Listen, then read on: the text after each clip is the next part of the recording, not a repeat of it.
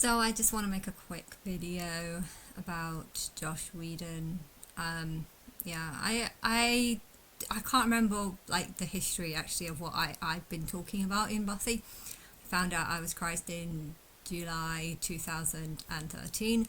And I'm pretty sure I told people back then that Buffy was like my favorite show, and that it's not like my new Bible. I'd much rather watch that than the Bible, and the Bible was sick and disgusting, and I wanted nothing to do with the Bible. But I loved the Buffy chef shows, and I've told people that I guess the producers of Buffy and the producers of Britney Spears were like two when I was a kid. That was kind of like my two interests, and I guess the people who made them were interesting.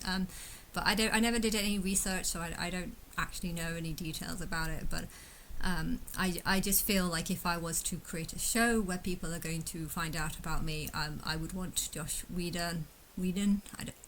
I didn't even know his name. If you would have said the name a couple of weeks ago, I probably wouldn't have known it. Like I've kind of blanked out the whole show because it was a long time ago. I don't even know if I've watched the shows ever since I found out that I'm Christ in the last 12 years. I mean, I watched them a lot of times when I was a kid, and I basically knew all the words to the whole script. Like I always found it quite weird how my memory was really awful, and yet if I was to say each line word for word whilst watching the film, I would always be able to kind of like speak mouth along. If it stopped, would I be able to remember what the next sentence is? Not always, but it's like with songs, there's thousands of songs that I know, but for some reason I only seem to know the words when it's like when the singer's like helping me prompt on which beats to come in and on and stuff. But yeah, I don't know. I've always had a very strong connection with the Buffy show, and yeah, if I was to choose a producer, I would choose him. I don't know why he hasn't done that much in the last 12 years. But then, to be honest, I've not been happy with people that have been doing things in the last 12 years. Why? Because I've been doing absolutely nothing, and I'm just being really, really confused as to why so many people seem to know about me or seem to do things that relate to my daily life, which makes me believe that they know about me, I said that Beyonce was my fourth representation right at the beginning because I didn't know that she represents something else, and as she did the whole 4 album, and just everything that they did seemed to correspond or relate to what I was talking about at the time, but I couldn't understand it because I just didn't make any sense why they weren't talking to me, why no one was talking to me, and it's been such a long time that I don't know why the cast of Buffy don't know about me. I don't know why Xander hasn't been told. I don't know why no one has been told. Does Buffy even know about me? I don't know. I would have said that Xander knew about me, and I don't believe he does, or at least his response seemed to. His response of me contacting him seemed to have no clue. I don't know. I'd love to believe that it's all just an act, but I've been looking back at all the videos that he's been posting in the last 2 years, and you can tell that someone's mentally ill when they're kind of going and they're just looking like they're out of control or out of their mind, constantly. And I don't know, like if I was to act as a mentally ill person doing like this and then talking for a whole hour as if I was mentally ill, I feel like I would feel mentally ill at the end of that, and therefore I don't think it's an act. Just looking at him, how he sort of scratches his head, how he always turns the camera away so that you can't always see his face, and I don't know. I'd love to believe that it's a lie and that he's not actually mentally ill.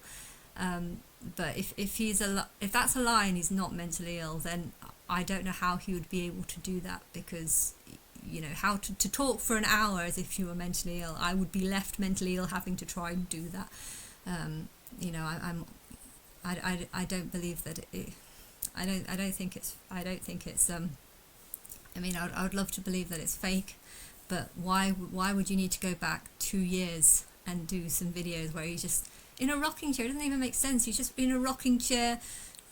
Hi Penny, and just saying hi to all the people that say hello to him, and then just, I don't know, just saying some really bizarre things. He's saying a lot of bizarre things, and a lot of mumbling, and yeah, it is very sad to see him like that. But anyway, is, I don't know anything about Josh Whedon, and I don't know if he knows about me. I don't know if Buffy knows about me. I don't know if any of them know about me. But yeah, I found out that the reboot is not actually a reboot. It's more just a sequel, and it might have Buffy as in a couple of scenes. Which, you know, I don't care. I really don't care. It doesn't bother me that whatever happens, it will never change the original, and I think it would probably back up the original if there's lots more episodes, but I don't think... It's like Charlie and the Chocolate Factory. I really like the old version, but I didn't like any of the new versions, but it doesn't bother me that they've done the new versions. But yeah, it does bother me why are you not using Josh Whedon? And I've heard that there's been some allegations, but they don't really mean that much to me. And I've never really heard about them, and I don't really care, because I'm here to kill a huge number of people, because I hate the world. There's way too many people here. No one seems to give a shit about me. You know, to have to go 12 years where you just have people constantly going on. Like, I'm constantly watching religious videos because they all link to me and they're all about me, but these people do not worship me. They do not want to help me. They do not support me. They do not promote me. They do not like me. They just want to find out who this Babylon is so they can insult her. You know, we think the Roman Catholic Church is the whore, is the Babylon. You know, they are going to deceive us. They're going to lead us, and it's me. And you know what? I am God, and you have been deceived if you think this Babylon character is not God. And yeah, I don't want to talk about it because I've talked about it way too many times, but it's annoying to think that this has been going on for 12 years and still... I feel like the whole world has turned their fucking back on me, and now when I think of poor people in Africa, I don't see a bunch of people that I need help. I see a bunch of people that are only going to turn on me the second they get a chance. That is how I see them now. Like, I know they're not all like that. There's some people that just didn't get a chance and stuff, but there are so many people that have evolved, and I believe they've had many lives. You know, Xander, I think, has had many lives, and yet he is still turned on me. I tried to contact him and he blocked me, and he didn't respond. And is this just an act? No, I think it's genuine. I tried to tell him that I was God, that I was Christ, that the characters in Buffy was me, basically, and do you know how he responded? Nothing. Didn't want to say nothing. And just, yeah, it's... How can I like anyone when the people that I've worked with the closest, or the people my higher self has worked with the most, even they turn against me? You know, people are constantly helping the poor, and they don't realize that as soon as the poor gets a job, you know, they'll probably end up working in a scam company, and they won't care about you. They will turn on everyone, because it's just... When overpopulation is too high, there's not enough jobs, and people start creating false jobs, or jobs that are just corrupt and just focused on getting money, and so many people are just about focused on getting money. And I think even the governments are just about getting money. You want to keep as many people alive as possible. Why? Because the more population you have, the more money you can get off them, and the more money you can try and claim by saying that I am rich because I am richer than you. But it's just a money circle. It's a money circle. People are using the poor to try and make money off them, and they don't realize that by keeping them in poverty and just using them for cheap labor or whatever, you're actually making them angry. And when they do finally get a bit more smarter, a few more opportunities, they will turn to corruption, and they won't care who they hurt, because they'll know about the horrible life that they've had. You know, if you bring people up wrongly, they will turn bad, because this is what will happen. This is not their fault. This is if you've been living in poverty for a very long time and you're getting gift aid all the time. Oh yeah, thank you for the food. Oh, tomorrow, yes, can I have some more food? Oh, great. And then you start realizing, I don't want just food. They're just keeping me alive just to suffer more. You know, you'll feel anger inside, and then when you think, oh wait, all I need to do is steal that car, and I can, you know, get something. This is why there are so many problems in Africa, because there's so much poverty, and poverty leads people to corruption, and corruption hurts all people. And you thinking that you're helping them by keeping them alive, by giving them food for the next day, the next 24 hours. Here's some food.